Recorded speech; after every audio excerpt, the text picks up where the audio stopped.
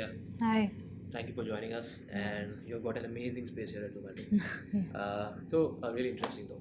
So let's get started then. You've been at Zomato for how long, It's been about 2.5 years now. and how has it been? Yeah, amazing. Everything moves really fast here. We learn a lot. We ship things really quickly. Okay. So definitely just like going fast all the time. It's great. So doesn't that really put pressure on you of time constraints and Uh, delivering in time?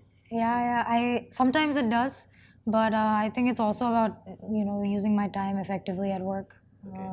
It's easy to get distracted also, but I think we also are reasonable about those things. So it's a balance between work and life, work and Yeah, fun life. yeah.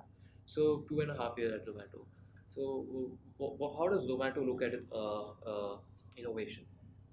Yeah, so I think one thing for Zomato is it's about delivering the best food to people that we can. I think that's kind of the motto that we have. And innovation for us is just about growth for our customers in terms of the variety of choices they have, growth for our merchants also, so our restaurant owners, growth for us as a platform. And we use new products like Zomato Treats and Zomato Gold to kind of further that. So yeah, I think it's about that, and it's also about experimenting and prototyping, trying new concepts and seeing if maybe they'll work or not. Okay. So I think all of that for us would be innovation. So looking at it seems like from as a consumer, Hmm. it looks like Zomato really invests in design. And Yeah. I just wanted to know if there is a different design team for enterprise and supply side. And like my question is, how does Zomato manage the design resources Hmm. that they have? So actually, our design team is quite small. We are kind of encouraged to do all types of products. Okay. So for a given span of time, maybe 4 to 6 months, each of us will be on either a consumer product or an enterprise product. Okay. But we're encouraged to kind of try the different products, learn how to empathize with a customer, but also a restaurant owner. And then also kind of grow and learn how to manage enterprise and consumer. So all 4 to 6 of us do everything. That's a lot on a plate though, Yeah. because user research is something that is time consuming. So Yeah. how does Zomato take care of the user research considering there's limited resources available here? Yeah. I don't So know if it's limited. Like 4 people is less according to me, yeah. but probably you're much senior to me and you can do much better. So when we do user research, so it depends.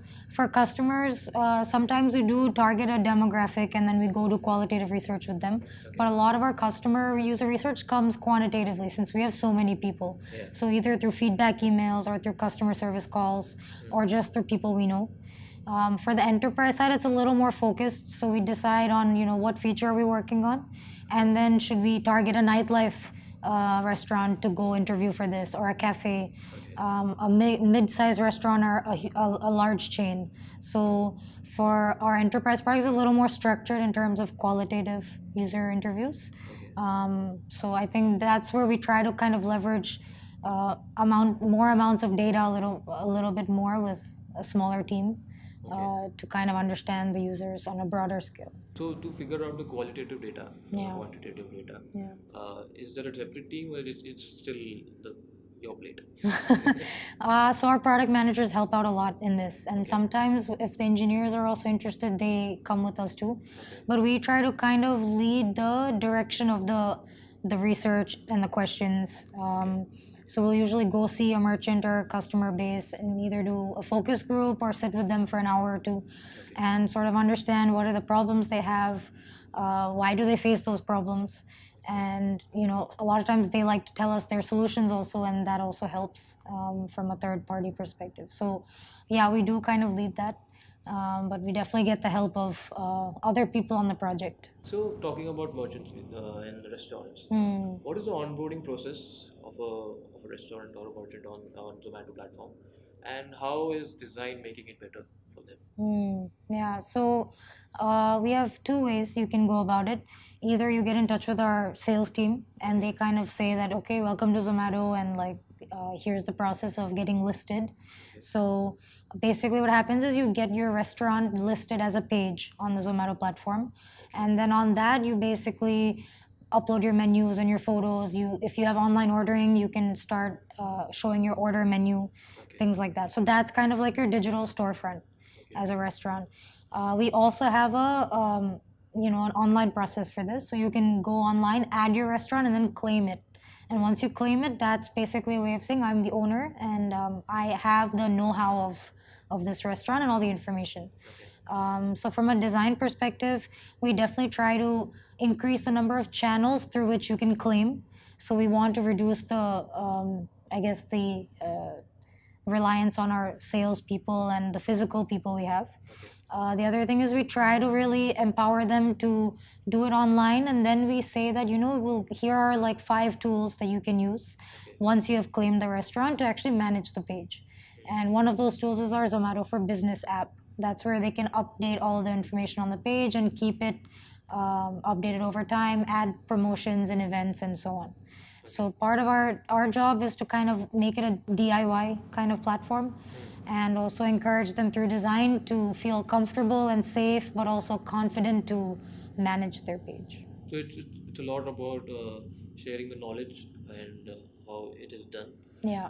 That's where the design is made. And The it's communication basically. yeah, and on the enterprise side, especially when it's all about their business Yeah. on a day-to-day basis, they're more interested in also being educated through the steps they should take. Onboarding is a big thing. Yeah. Getting them help and resources is also important. Yeah. So those things are some things that enterprise clients really pay attention to and they use. So we try to emphasize that. Okay, so Zomato for Business, it's a B2B product, and in B2B products, the usage is mostly on the desktop. In other domains in the industry. Now Yeah. you said that it has an app. So my question is, how do you decide whether a certain feature should go on an app or on the desktop? Got it. So when we kind of look at the lives of our restaurant owners, one thing is there are a few that are managing a single restaurant on their own. So everything from supply to like making sure that the space is clean. We also have some restaurant owners that jump between different outlets that they have. And we also have big chains. Yeah. So if you look at the daily life of one of these guys, many times they're always running around trying to get things done.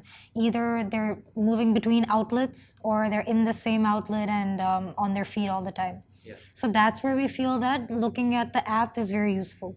Yeah. Especially if you're an online ordering client and you're having orders come in and they're getting accepted, rejected, and successfully delivered. As a manager or an owner, you want to be able to see that kind of real time. So that's something we try to support. When it comes more to analytics and replying to customer reviews, that's something that's done more at the end of the day on a desktop. Yeah. So there are use cases for mobile and desktop, and we try to optimize for those as much as we can. So on mobile, we try to make it like a very quick view of your whole business. We try to give you more of accept and reject types of buttons and stuff like that. On desktop, it's a little more full-fledged. So you can sit down and take a look. Okay, so now that we have spoken about the supply side, Yeah. what is the basic difference in designing Yeah. between the designing for supply side and the consumer side? So one thing we always have to keep in mind is the supply side is a lot of people's jobs. Yeah. Like they're getting paid for that. The process has to be very smooth and efficient for them. So if nothing else, the UX has to be amazing. UI and visual design can come a little bit later. For the consumer side, it's kind of the other way around. Zomato as an app is a choice for them. It's something they can choose to open at any time in their day. So our biggest goal there is to make it really feel like a great experience, give them amazing visuals. The UI should feel quick and easy and not too many steps. And it should feel like something you want to keep opening throughout the week. So I think that's one main difference is efficiency versus like a delightful experience. The second thing is, like we had discussed, a lot of users, especially in the India market, when it comes to enterprise, use a bigger desktop and bigger screens. They like to dive into data. And they spend time on it. They analyze what's on the screen. So content can also be a little more dense. It doesn't have to be so spread out, and you can let them kind of deep dive into data that they need. On the consumer side, apps today are moving more towards as little as needed. reducing your decision making. So when it comes to our consumer side, we're always trying to reduce the distraction for the user, help them get the food that they are trying to look for, and also make the order experience and the Zomato Gold experience very easy to use, with little to ask for, little to think about. Okay. So those are, I think, two or three differences. Okay, so you're working on a supply side and a consumer side product. Okay, how do you decide the MVP of these products? Like, I'm sure there must be different parameters that Yeah. decide, okay, this product is good to go to the market, Yeah. and the consumer side is good to go to the market. Yeah. What are those parameters? So when it comes to the consumer side, Okay. the Zomato app has been around for almost like 10 years. So I don't think we see the app as an entity that's an MVP, Okay. but parts of the app start off as MVPs. Okay. So if you look at Zomato Treats or Zomato Gold, Yeah. they're very new subscription services that we have. Yeah. So there, basically, we're looking to make sure that the user is able to complete their journey. Okay. So get to the restaurant, order food, apply the gold, visit, and then basically enjoy their meal. Yeah. And over time, we have seen how gold is being used. For example, we started in Dubai and Portugal. Yeah. We learned from those situations, and then we launched in India.